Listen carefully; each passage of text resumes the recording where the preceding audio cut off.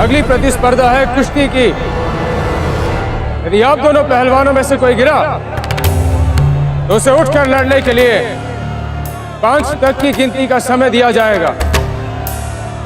यदि इस बीच आप ना उठ पाए तो आपके विरोधी को विजेता घोषित कर दिया जाएगा।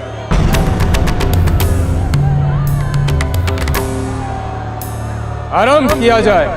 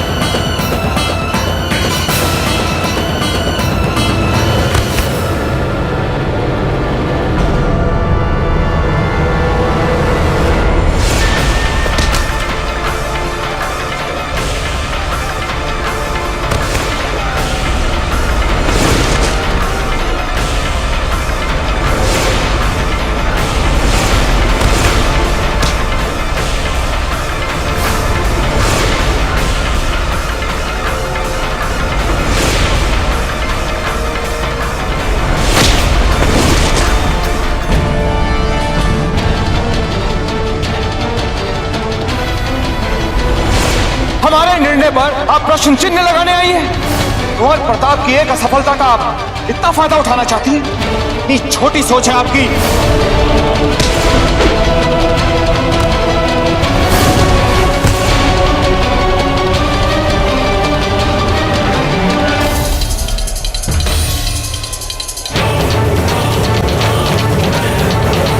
मुझे जल्दी रावत जी से मिलना है। क्यों मिलना उनसे? वहाँ एक आदमी संदिग्ध लग रहा है। उसने धरती के अंदर कुछ गाड़ा है। मुझे कुश्ती देखने दो, अभी बस 2 ही चक्र बचे हैं। पर सैनिक जी, आप तो चलकर देखिए।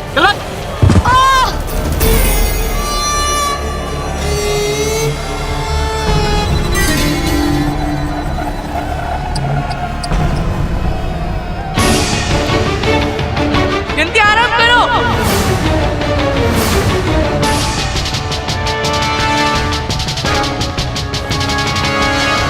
जल्दी आरंभ करो गिनती। गिनती आरंभ करो। 1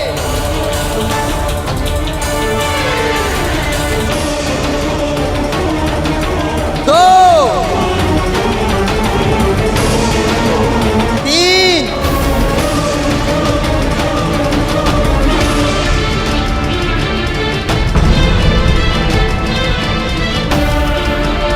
ये शरीर, शारीरिक क्षमताएं, ऊर्जा, थकान, ये सब महत्वहीन है।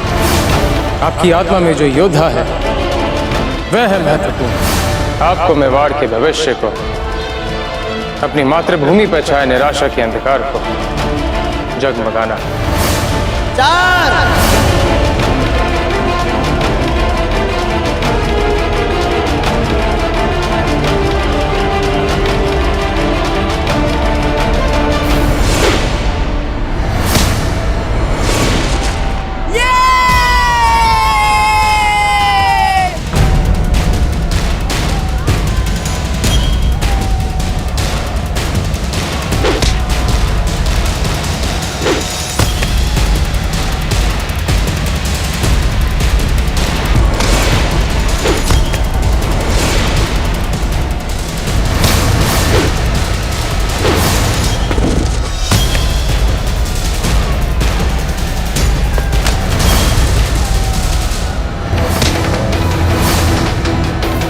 चाहे युद्ध हो, चाहे कोई प्रतियोगिता, राजपूत पीछे हटना नहीं जानता, राजपूत हारना नहीं जानता। प्रतियोगिता में शक्ति को हराकर अपने गुरु, अपने दाजीराज और मेवाड़ की प्रजा को प्रसन्न करे। युद्ध क्षेत्र में आपके जो विरुद्ध है उसे आपको हराना है। दूसरा कोई भाव मन में नहीं आना चाहिए, क्योंकि रण में अगर आपने विरोधी को नहीं कुचला तो वो आपको कुचल देगा।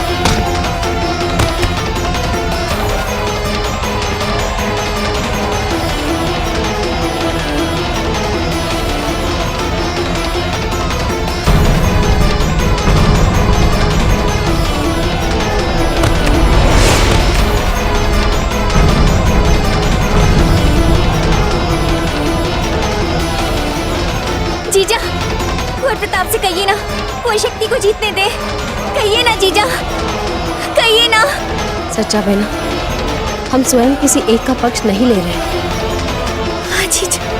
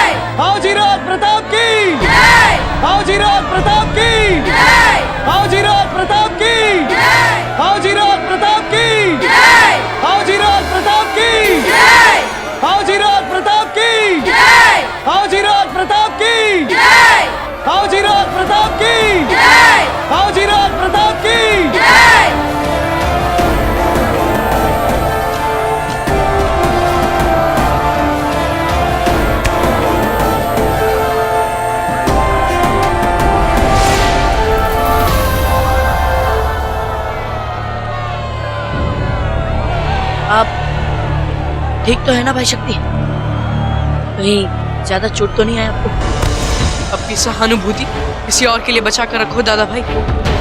शक्ति सिंह को किसी की भी सहानुभूति की आवश्यकता नहीं। भूलिए मत, अभी ध्वनि भेदन बाकी है और हम इसमें सब पर भारी पड़ते हैं, आप पे भी दादा भाई।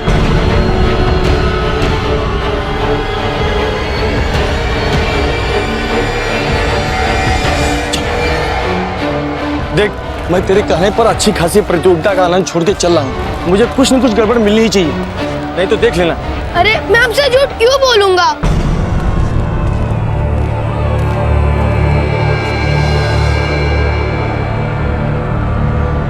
अंतिम प्रतिस्पर्धा है ध्वनि भेदन। आपने अनेकों बार सफलतापूर्वक इसका अभ्यास किया है। आज यहां आपके लिए परिस्थितियां बदली जाएंगी। आपको आंखों से पट्टी हटाए बिना अपने विरोधी को हराना है। उसके पश्चात अब ध्वज स्तंभ से मेवाड़ का ध्वज लेके मुख्य चक्र में लौटेंगे।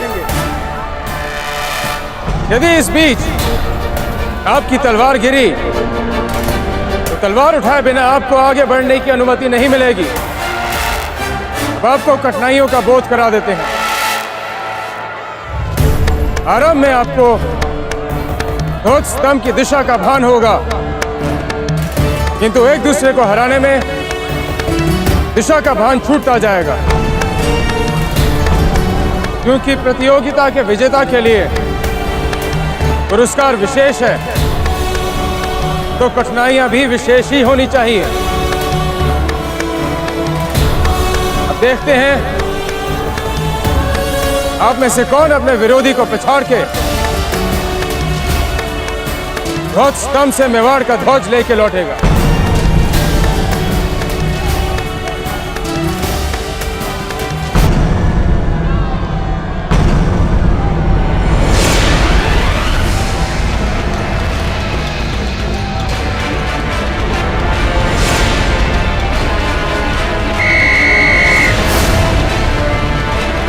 ये देखिए, था ना।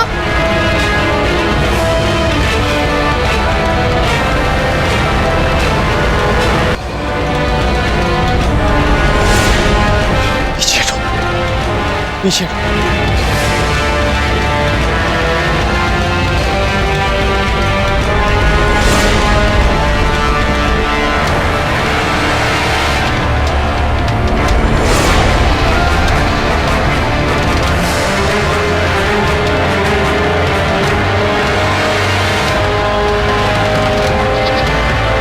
बकरी, ये तो बहुत बड़ा धोखा हो गया मुझसे। मूर्ख हो मूर्ख, बिना बात के मेरा समय बिगाड़ा। दोबारा ऐसी गलती की ना बहुत मारूंगा।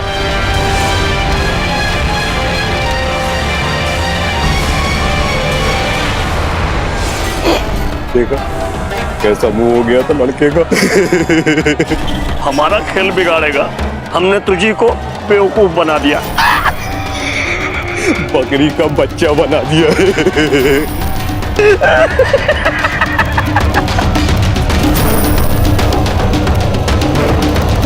कुछ ही देर में मेवाड़ का मुस्तकबिल धड़ाम धूम होने वाला है। आंख पे पट्टी बांध के आगे बढ़ रहे हैं मेवाड़ के बाबूजी राज प्रताप। लेकिन झंडा लेने के बाद प्रताप को मेवाड़ की प्रजा के सामने अपनी गद्दी का वारिस कैसे बनाएगा महाराणा उदय सिंह, क्योंकि खेल तो सारा पहले ही खत्म हो जाएगा।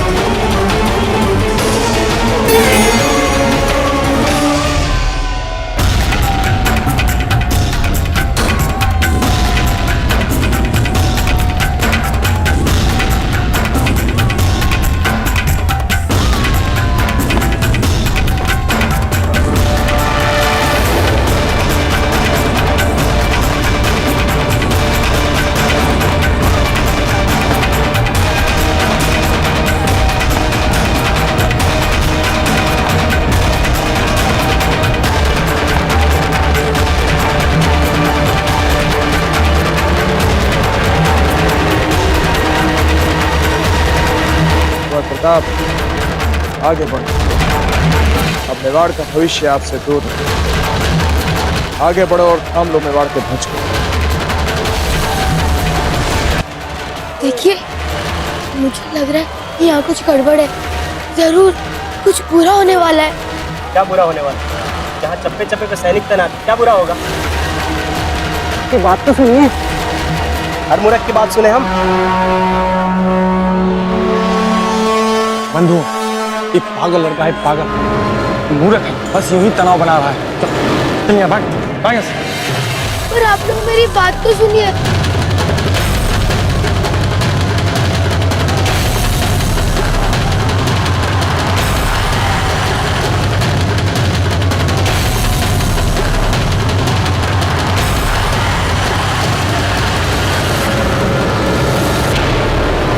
बारूद,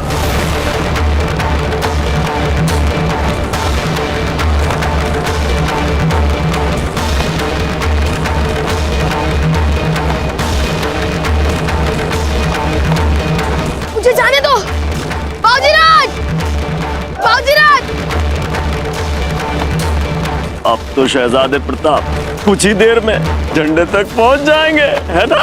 और बिल्कुल।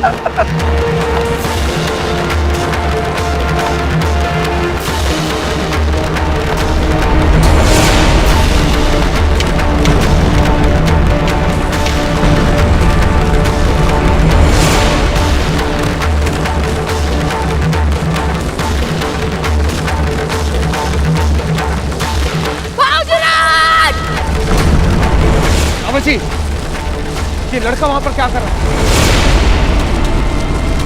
सैनिकों, रोको उस लड़के को!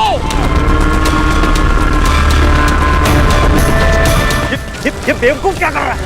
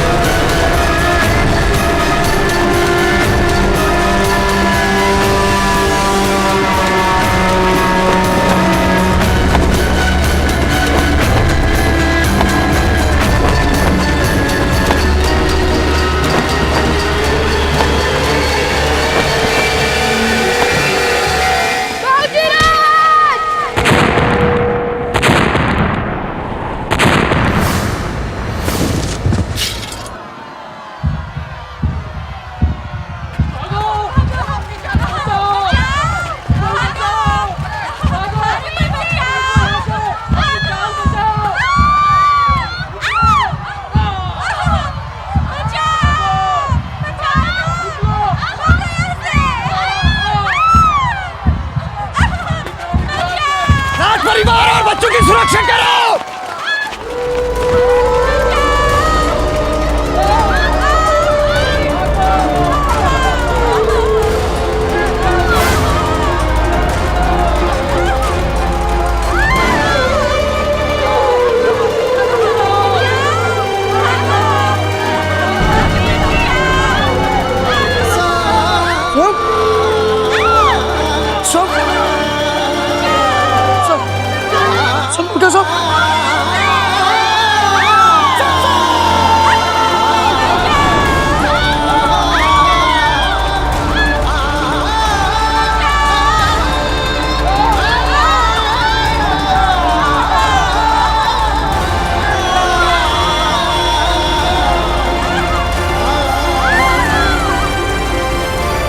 आओ शहजादे प्रताप, कब से इंतजार कर रहे हैं तुम्हारा।